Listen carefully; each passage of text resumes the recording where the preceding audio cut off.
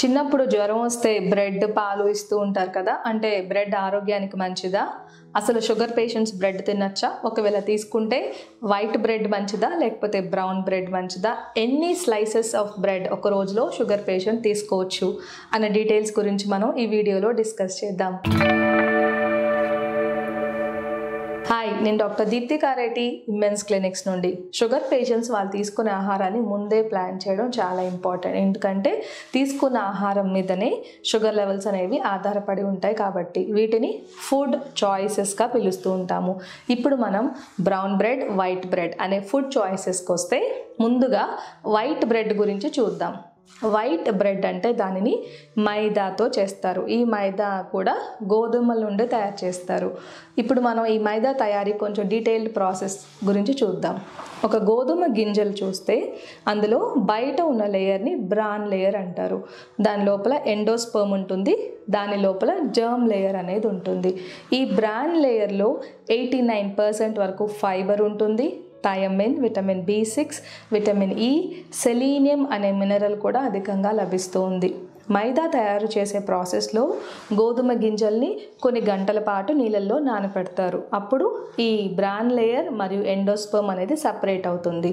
ఈ endosperm germ లేయర్తో మాత్రమే మైదా తయారవుతుంది. అంటే మైదాలో ఎటువంటి పోషక విలువలు లభించవు.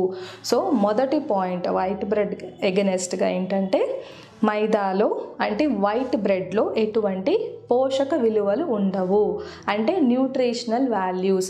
ఇటువంటి ఆహార పదార్థాలని మనం ఎంప్టీ క్యాలరీస్గా పిలుస్తూ ఉంటాము. అంటే కేవలం ఇది తీసుకుంటే మనకి క్యాలరీస్, కార్బోహైడ్రేట్స్ మాత్రమే దొరుకుతాయి.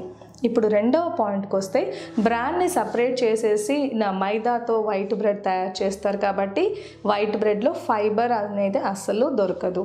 ఫైబర్ లేని ఆహార పదార్థాలు తీసుకుంటే అరుగుదల లోపాలు వస్తాయి.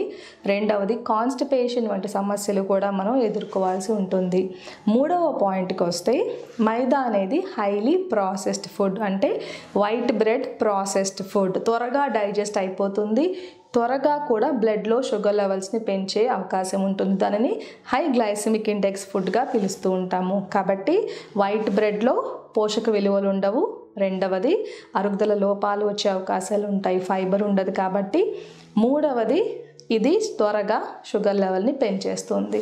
ఇప్పుడు బ్రౌన్ రైస్ని మనం చూస్తే ఇది గోధుమ పిండితో తయారు చేస్తారు కాబట్టి ఇందులో కొంచెం న్యూట్రిషనల్ వాల్యూస్ ఎక్కువగా ఉంటాయి. అంటే పోషక విలువలు, విటమిన్స్, మినరల్స్, ఫైబర్ కూడా దొరుకుతుంది, అరుగుదలకి మంచిది. మూడవది ఇది త్వరగా షుగర్ లెవెల్స్ని పెంచదు అనుకుందాం. కాకపోతే ఇప్పుడు మనకి మార్కెట్లో దొరికే బ్రౌన్ బ్రెడ్స్లో కమర్షియల్గా తయారు చేస్తున్నారు, ప్రిజర్వేటివ్స్ యాడ్ చేస్తున్నారు. కలర్ కోసం క్యారమలైజ్డ్ ఫుడ్ కలర్ని కూడా కొంతమంది వాడుతున్నారు. కాబట్టి షుగర్ పేషెంట్స్ వైట్ బ్రెడ్ కన్నా బ్రౌన్ బ్రెడ్ని ప్రిఫర్ చేస్తే మంచిది. అది కూడా ఒక బ్రౌన్ బ్రెడ్ స్లైస్లో 15 grams వరకు కార్బోహైడ్రేట్స్ ఉంటాయి. కాబట్టి మీరు ఒకసారి తీసుకున్నప్పుడు 2 బ్రౌన్ బ్రెడ్ స్లైసెస్తో మాత్రమే లిమిట్ చేస్తే మంచిది. అన్నిటికన్నా బెస్ట్ చాయిస్ బ్రెడ్ కన్నా ఇంట్లో చేసుకునే చపాతీ, రోటీ, జొన్న రొట్టెలు, మేథీ పరాటా ఇటువంటివి ప్రిఫర్ చేస్తే మంచిది.